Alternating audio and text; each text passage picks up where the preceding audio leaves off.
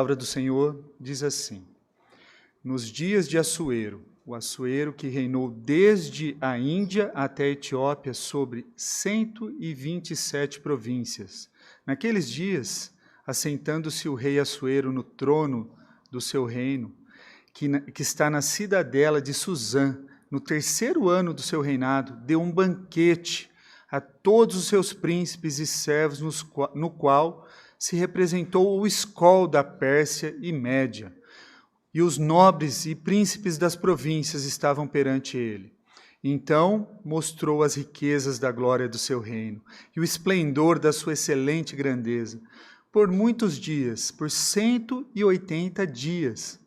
Passados esses dias, deu o rei um banquete a todo o povo que se achava na cidadela de Susã, tanto para os maiores como para os menores, por 7 dias, no pátio do jardim do palácio real. Havia tecido branco, linho fino, estofas de púrpuras atados com cordões de linho e de púrpura, a argolas de prata e a colunas de alabastro. A armação dos leitos era de ouro e de prata, sobre um pavimento de pórfiro, de mármore, de alabastro e de pedras preciosas. Dava-se-lhes de beber em vasos de ouro, vasos de várias espécies, e havia muito vinho real, graças à generosidade do rei.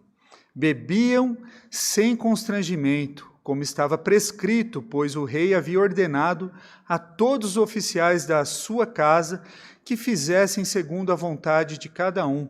Também a rainha Vasti deu um banquete às mulheres na casa real do rei Assuero.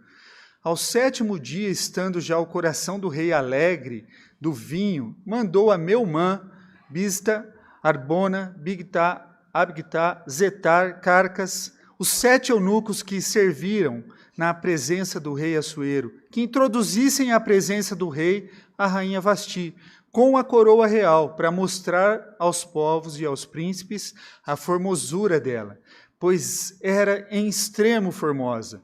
Porém, a rainha Vasti recusou vir por intermédio dos eunucos, segundo a palavra do rei, pelo que o rei muito se enfureceu e se inflamou de ira.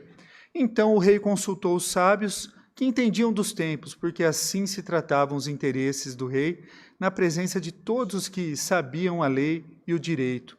E os mais chegados a ele eram Carcena, Setar, Admata, Tarsis, Meres, Marcena e Memucã, os 7 príncipes dos persas e dos medos, que se avistavam pessoalmente com o rei e se assentavam como principais no reino, sobre o que se devia fazer segundo a lei, a rainha Vasti, por não haver ela cumprido o mandato do rei Assuero, por intermédio dos eunucos. Então disse Memucã na presença do rei e dos príncipes: a rainha Vasti não somente ofendeu o rei, mas também a todos os príncipes e a todos os povos que há em todas as províncias do rei Assuero, porque a notícia do que fez a rainha chegará a todas as mulheres, de modo que desprezarão a seu marido quando ouvirem dizer: mandou o rei Assuero que introduzissem à presença a rainha Vasti, porém ela não foi. Hoje mesmo, as princesas da Pérsia e da Média, ao ouvirem o que fez a rainha, dirão o mesmo a todos os príncipes do rei, e haverá daí desprezo e indignação. Se bem parecer ao rei, promulgue de sua parte um edito real, e que se inscreva nas leis dos persas, dos medos, e não se revogue, que Vasti não entre jamais na presença do rei Assuero. E o rei dê o reino dela a outra, que seja melhor do que ela. Quando for ouvido o mandado que o rei decretar em todo o seu reino vasto, que é: todas as mulheres darão honra a seu marido, tanto ao mais importante como ao menos importante. O conselho pareceu bem, tanto ao rei como aos príncipes, e fez o rei segundo a palavra de Memucã. Então enviou cartas a todas as províncias do rei, a cada província segundo o seu modo de escrever, e a cada povo segundo a sua língua, e que cada homem fosse senhor em sua casa e que falasse a língua do seu povo. Senhor, tua palavra foi lida, ó Deus, e carecemos do teu Santo Espírito para que possamos, ó Pai, falar e ser instrumento usado nas tuas mãos, ó Deus. Tenha misericórdia, ó Deus, de nós, auxilia-nos, ó Pai, com teu Santo Espírito, para que a tua mensagem traga, ó Pai, ensinamentos de ordem prática nas nossas vidas e que possamos obedecer a tua palavra, ó Deus. Sê conosco, em nome de Cristo Jesus. Amém. Nós vamos falar sobre a vida no exílio, o mundo, e hoje especificamente o capítulo 1, um mundo de aparências. Eu vou começar com uma frase de George Orwell, do livro 1984. Ele diz assim: não estamos interessados no bem dos outros, estamos interessados apenas em poder, puro poder. Estamos começando hoje uma série de sermões, uma série de mensagens baseada no livro de Esther, né? Por que estudar esse livro? Porque ele é um livro que foi inspirado por Deus. Logo, ele é útil para o ensino, para a repreensão, para a correção. Se ele está no cânon, é porque ele é útil para o nosso ensino. Então, ele tem as suas aplicações, ele tem o seu ensino. É um livro difícil, né? Não é fácil, porque o nome de Deus não é mencionado no livro de Esther. Você não verá um milagre, você não verá algo extraordinário acontecendo no livro de Esther. Não vai ver. Isso não significa que Deus não esteja atuante nessa história que está registrada aqui na Bíblia. Apenas que ele está oculto. Mas, como nos lembra David Strain, diz assim: a presença da ausência não é o mesmo que a ausência da presença. Uma questão importante para nós é como Deus age, mesmo em contextos pagãos, onde não vemos e achamos que ele não está presente. Um livro que passou a ser lido uma vez por ano, na festa do Purim, um festival judaico que comemora a libertação dos judeus na Pérsia. Esse livro nos lembra o quê? Da vida numa terra estranha, da vida numa terra hostil, algo que para nós deveria ser notório. Ah, mas como assim, pastor? Nós não estamos no Afeganistão, nós não estamos na China, nós estamos aqui no Brasil, pastor. Mas a vida sob os domínios persa, ela tem similaridades com a nossa. Nós somos peregrinos aqui nessa terra, nós não somos daqui. Nós estamos apenas de passagem nesse mundo. E as suas similaridades, a vida pós-moderna, a vida pós-cristã, a vida secular, uma vida que não quer saber mais de Deus, há muita similaridade com a Pérsia. Acima de tudo, nós, como eu disse, não somos daqui, nossa pátria é superior. Quando falamos de exílio, nós lembramos de quem? Daniel, Sadraque, Mesaque, Abednego, os seus amigos, que foram levados cativos para a Babilônia. Mas é interessante que Daniel, eles viveram um tempo em Jerusalém e foram levados cativos. Aqui é diferente. O povo que vive em Esther é um povo que não viveu em Jerusalém. Não conheceram a terra prometida. Daniel, se lembravam, de como era a vida em Israel, o que eles haviam aprendido. Eles tinham referência dos seus corações de um tempo que as coisas haviam sido diferentes. E esse não é o nosso caso, Nós nascemos no exílio, nós estamos aqui de passagem. É a mesma coisa aqui com o povo do livro de Esther. Nós nunca estivemos na terra prometida, nós ouvimos sobre ela, sim, histórias de como era, de como será, mas nós estamos aqui, só conhecemos mesmo o quê? A vida no exílio. A gente vive uma vida que cada dia parece que é um desafio maior, contrário à palavra de Deus, cada vez mais difícil, cada vez mais contra a palavra. E a gente olha para essas coisas que estão acontecendo e fala assim, não é que parece que esses caras têm razão? Não parece razoável isso que eles estão fazendo?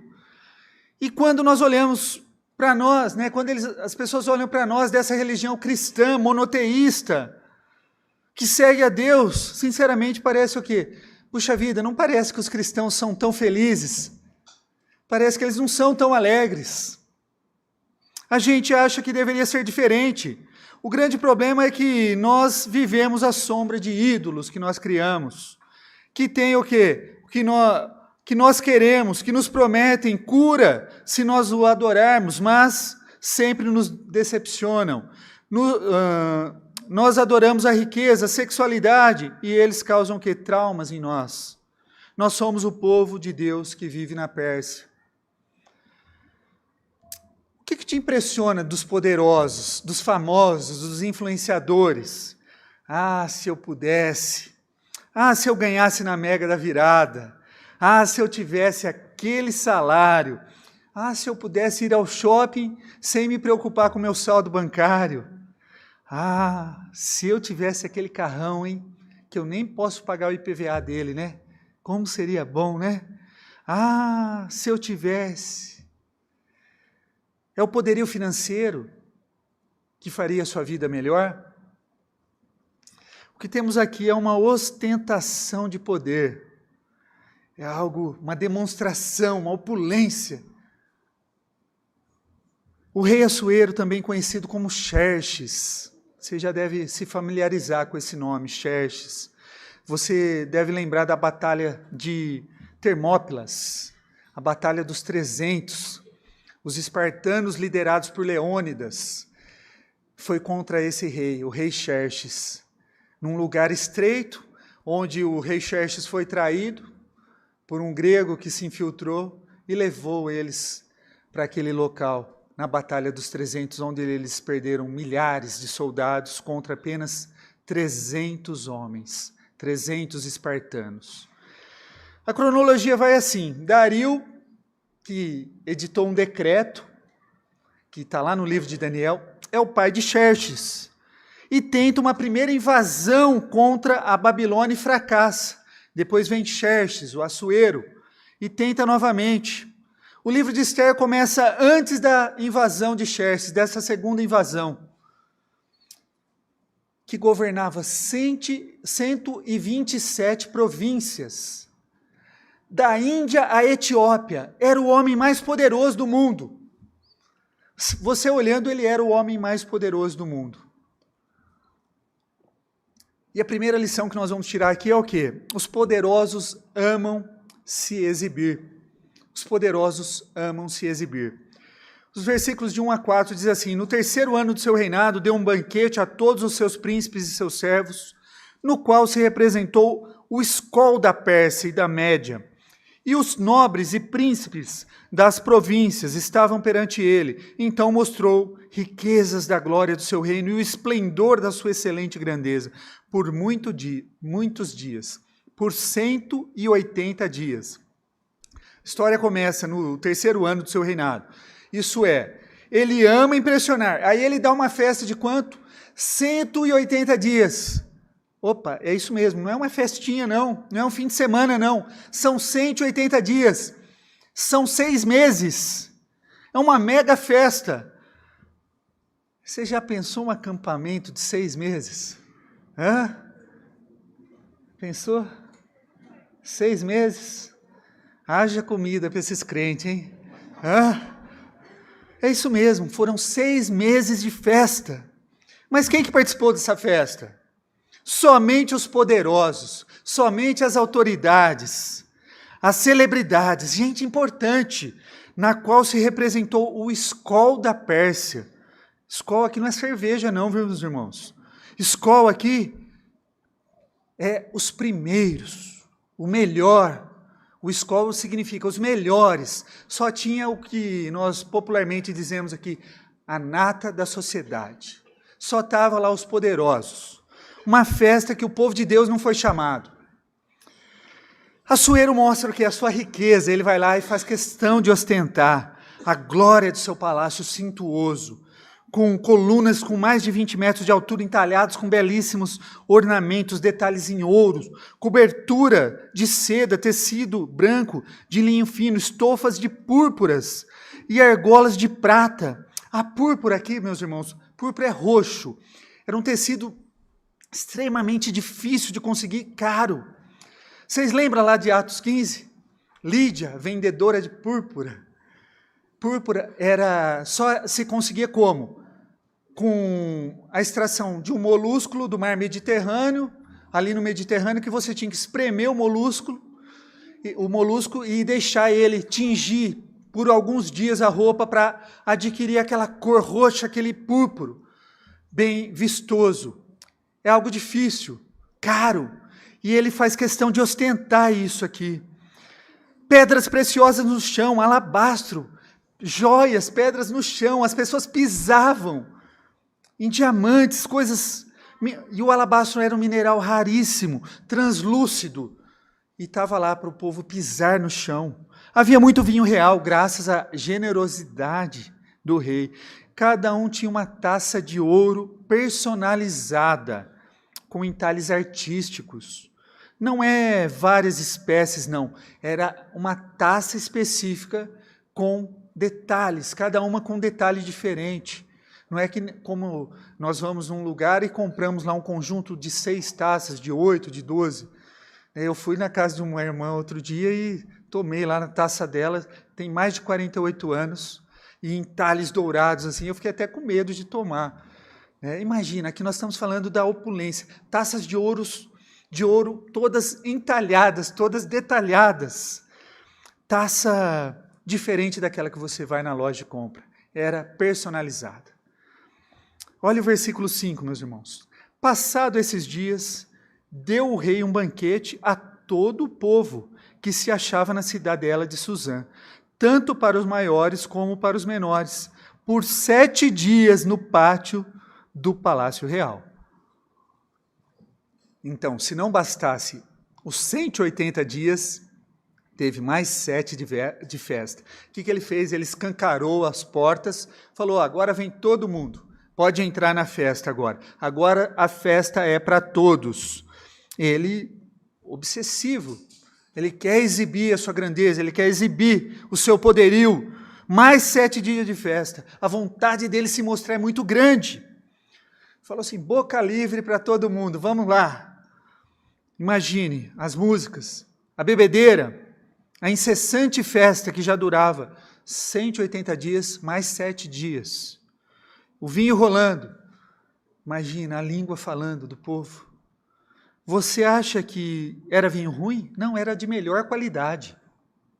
Era o melhor que ele tinha. Tudo graças ao quê? À generosidade desse rei. Será que Assuero era tão generoso assim? Quanta generosidade Assuero, não? O que vocês acham? Será que ele era tão bonzinho assim? A generosidade dele não tinha interesse? Olha o versículo 8. Bebiam sem constrangimento, como estavam prescrito, pois o rei havia ordenado a todos os oficiais da sua casa que fizessem segundo a vontade de cada um. Olha só, ele pensa que precisa o quê? Controlar até mesmo a vontade do povo. A obsessão desse rei é tanta, que ele ordenou que as pessoas podiam comer, podiam beber livremente. Ele ordenou isso. Tal é a megalomania desse rei, né, que as pessoas... a vontade sua não é mais sua, né? Ele teve que decretar que você é livre. Decretou liberdade, isso é. Ele está dizendo o quê? Uma regra para dizer que não tem regra. É isso que ele está fazendo aqui. É preocupante ver como os poderosos que nos lideram deste mundo tantas vezes querem controlar tudo sobre nós. Afinal, são os poderosos, não são? Não é assim somente com os governos poderosos. Também os artistas poderosos, os influencers, formadores de opinião, os professores, grupos, patrulham nossas opiniões, querem ditar o que é bom, o pensamento correto, e não, eles querem fazer isso. Versículo 9.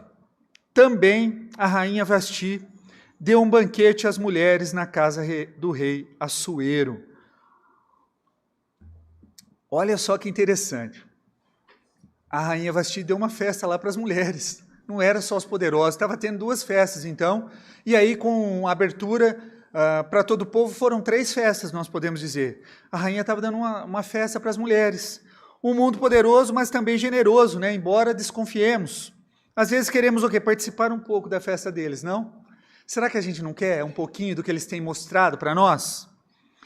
Mesmo que foi para um período pequeno, será que esse mundo é tão ruim assim? Será que os padrões desse mundo são tão danosos? 3 festas acontecendo, com os poderosos, uma com as mulheres, outra com todo mundo.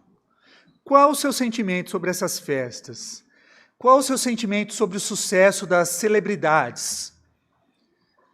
Qual o seu sentimento? Qual a sua reação?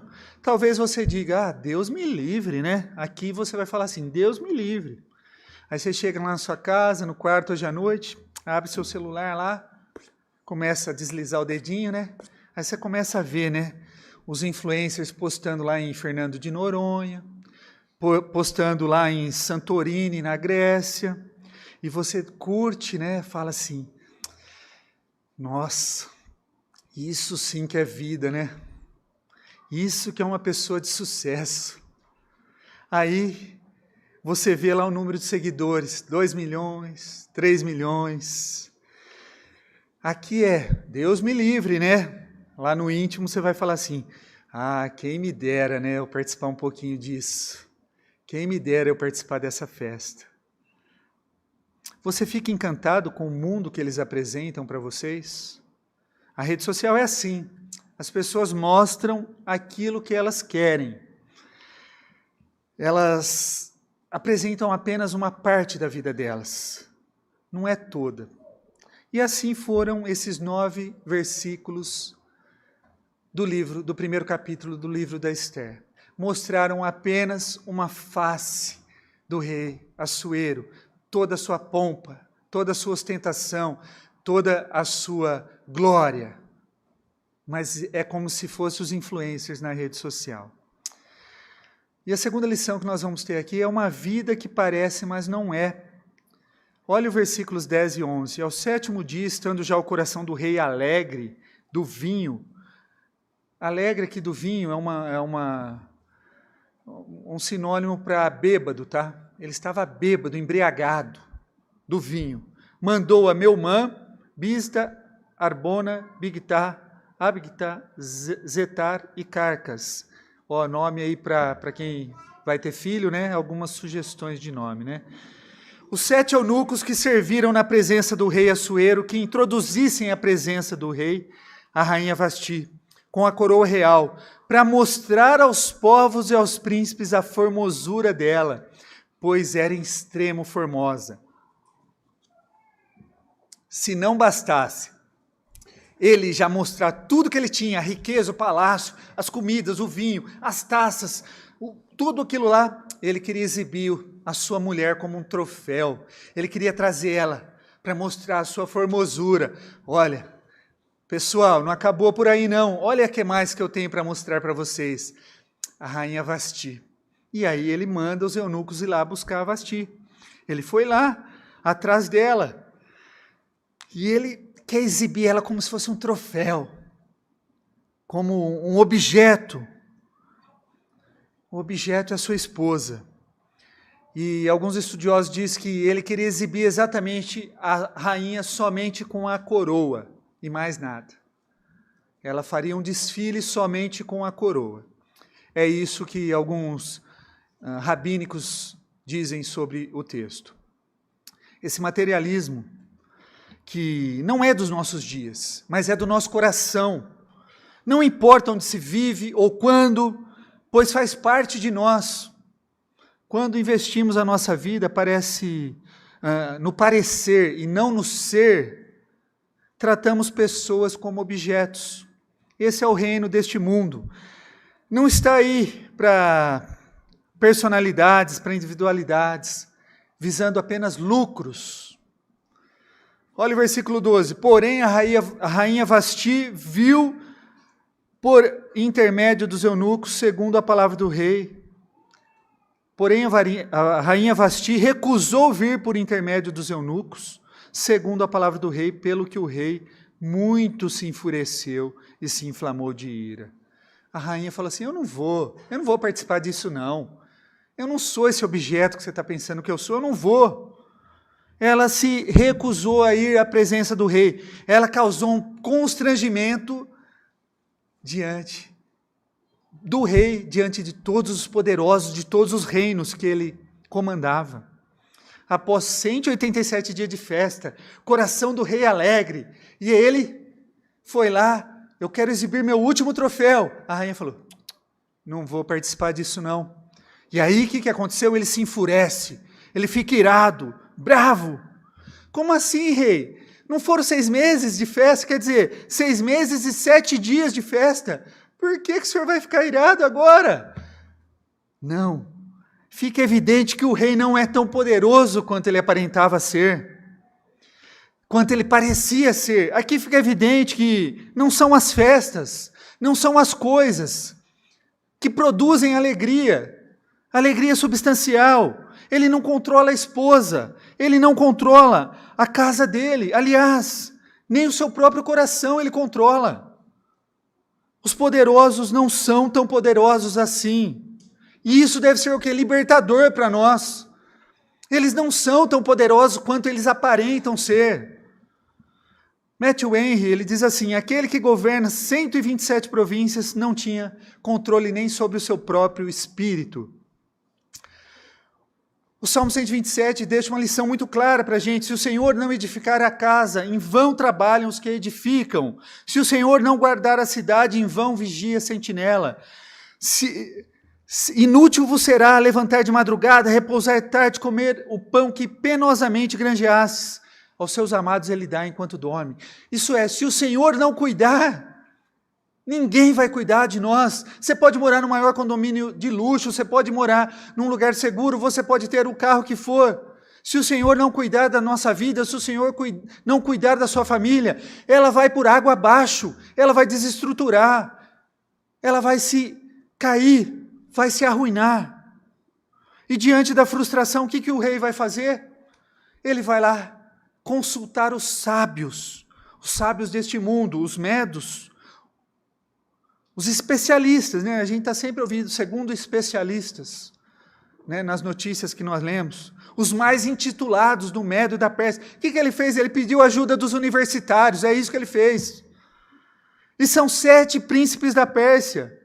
É como se eles estivessem com medo de acontecerem com eles. Eu acho que os príncipes ficaram assim, pensou? Se cair na boca das nossas mulheres que a rainha Vasti não quis ir na presença do rei, vai perder o respeito total conosco. Eu acho que deve ter já entrado em parafusos. Porque isso mostra que eles já não regiam seus lares também. Memucã, o mais sábio de todos eles ali, diz que elas vão se organizar, elas vão criar o sindicato das mulheres e vão se rebelar contra os seus maridos. Vão fazer algo revolucionário lá em Suzã. Olha que conselho absurdo que aconteceu. Eles vão publicar isso, gente. Imagina, o povo da Etiópia e da Índia não ia nem ficar sabendo o que tinha acontecido ali. Não ia nem saber. A partir do momento que eles se propõem a publicar, se torna notório a todos. Então o que eles iriam publicar? Eles iam publicar um decreto oficial do rei determinando que os homens mandem em casa. O segundo conselho que Memucã deu foi o seguinte, que jamais Vasti poderia entrar na presença do rei, como se ela quisesse estar na presença do rei. Ficou barato para Vasti, né? Cá entre nós. Troque essa rainha por outra mulher, ele está dizendo aqui, Memucã. Aconselhando o quê? O adultério, aconselhando o divórcio, tratando a mulher apenas como objeto. E desculpe, meus irmãos, pode ser que você esteja passando por problemas no seu casamento, e você vai procurar uma terapia, e aí você vai procurar um psicólogo, um psiquiatra, alguém que não tem os princípios cristãos, os valores cristãos. Sabe o que ele vai dizer? Olha, 2 adultos em conflitos, sabe o que é melhor você fazer? Vai fazer igual Memucã, vai falar assim, ó, troca a sua mulher, troca o seu marido, vai te dar conselhos contrários à palavra de Deus. É isso que eles vão fazer.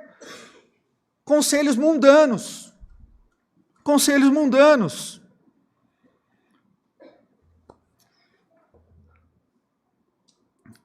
Olha que tolice achar que as pessoas, por haver leis, agirão o quê? Da forma correta. Essa lei só assegura que o mundo ouvirá da vergonha real que Assuero passou. Sendo que a liderança preconizada nas Escrituras, ela vem através do serviço à semelhança do nosso Senhor Salvador Jesus Cristo, que amou sacrificialmente a sua noiva e se entregou por ela, a igreja.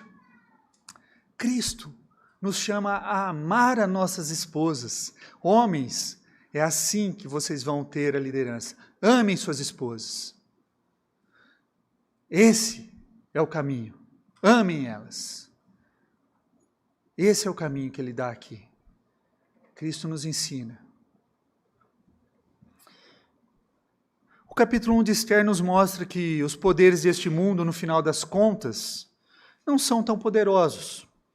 Não se iludam, então, com os influencers que você tem visto aí no TikTok, no Facebook, no Instagram, com os governantes, com aqueles que parecem estar no controle. Não se iludam com eles, pois eles apenas parecem estar no controle. Mas só enquanto toca a música. Quando a música para, cada um corre para um lado para tentar sentar numa cadeira. Você lembra do joguinho que a gente fazia quando crianças? Uma rodinha de cadeiras, enquanto a música toca, está todo mundo ali dando a volta. A hora que a música para, cada um vai tentar procurar uma cadeira para sentar. É assim que os poderosos desse mundo vivem. Jesus nos mostrou em Lucas 12:15. Tende cuidado e guardai-vos de toda e qualquer avareza, porque a vida de um homem não consiste na abundância dos bens que ele possui. E o povo de Deus diante de tudo isso, meus irmãos? Naquela época, um grupo que se considerava povo de Deus, no cativeiro babilônico, voltou para Jerusalém. Um grupo ficou. Eles não voltaram. E eles tiveram filhos. Nós estamos falando aqui de uma terceira geração. Diante do decreto de Ciro em 538 a.C., aquele grupo voltou. Um grupo voltou para Jerusalém. E nós encontramos esse grupo lá em Esdras e Neemias. O grupo que voltou do cativeiro, do Reino do Sul, né, que tinham sido levados cativeiro na Babilônia. Os que permaneceram em Suzã, lá na Pérsia, foram os que não conheciam nada além da Pérsia. Imaginem os imigrantes mexicanos que atravessaram a fronteira e foram para os Estados Unidos.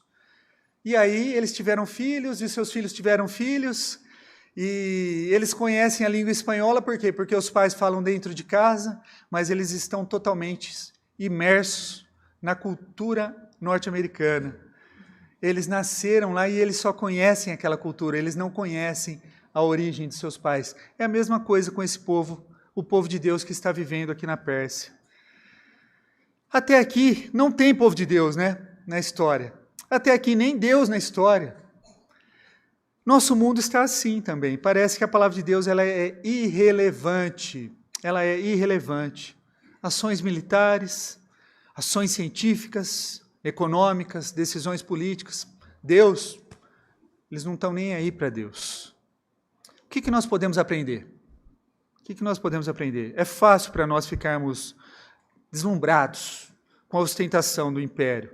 Mas o que importa? Ele é vazio de poder.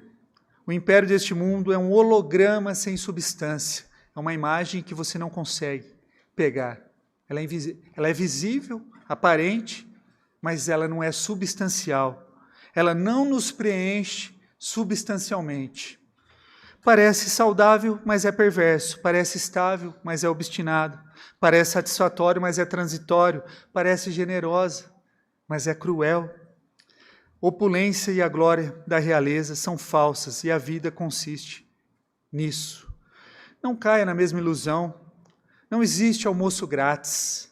Mais do que uma tentativa de manipulação aqui. Assuero parecia mandar em tudo, mas não mandava nem na sua casa.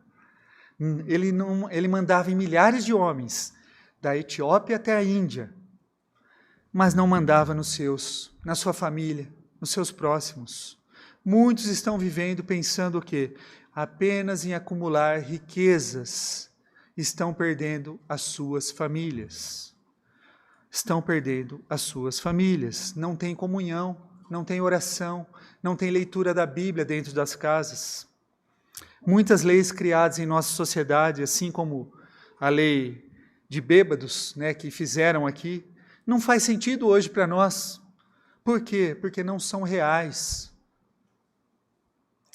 Os reis deste mundo vivem enganando o povo com pão e circo, isso é, com festas, dominando as pessoas, mas não podemos esquecer que precisamos nos lembrar que há um outro rei, um rei cujo reinado seja justo ao invés de caprichoso, cujos convites a nós sejam marcados por amor e não pela luxúria, ou anseio por poder, não tem anseio por poder. Um que não veja a sua noiva como instrumento para autoengrandecimento, mas que se entregue por ela. Vocês conhecem um rei assim? Sabemos que é um rei diferente dos reis deste mundo. Um rei bom, um rei manso, um rei que é pelos seus. Logo, o seu reino é melhor, o reino do nosso Senhor e Salvador Jesus Cristo. O nosso texto começa nos dias de Assuero. O reinado de Assuero vai terminar nos dias de Jesus Cristo. Quais são os dias de Jesus Cristo? Todos. O seu governo está sob seus ombros. Seu reinado não terá fim. Assuero reinava da Índia e Etiópia. Cristo reina sobre o cosmos. Principados e potestades estão debaixo dos seus pés. A lei de Assuero pareciam ser boas, mas eram em outro sentido. Eram más. Provérbios 14:12 diz: há caminho que ao homem parece ser bom, mas ao cabo que dá em caminhos de morte. Salmo 19:7 diz assim: a lei do Senhor é perfeita e restaura a alma. Se você seguir os preceitos bíblicos, ele vai te conduzir à vida eterna. Vai te conduzir a Cristo, que te dá a vida eterna. O banquete de Assuero durou 187 dias. O nosso Senhor e Salvador Jesus nos promete um banquete muito melhor, muito superior. Vai ser a bodas do Cordeiro. Apocalipse 19, versículos 7 e 8 diz assim: alegremo-nos, exultemo-nos e demos-lhe glória, porque são chegadas as bodas do Cordeiro, cuja esposa a si mesma já se ataviou, pois lhe foi dado vestir de linho finíssimo, resplandecente e puro, porque o linho finíssimo são atos de justiça dos santos. As coisas desse mundo não cativam o seu pensamento? De vez em quando cativa, não cativa? Tire aquilo que são hologramas, que não são verdade. Espere o verdadeiro rei. Esse capítulo é como uma moldura do que virá a partir de agora. Uma moldura de um grande quadro que Deus trabalha de maneira oculta. Essa é apenas a moldura da história maravilhosa do Senhor da história cuidando do seu povo. Que Deus nos abençoe, meus irmãos. Que nós possamos deixar Ele trabalhar em nossas vidas, mesmo que de maneira oculta.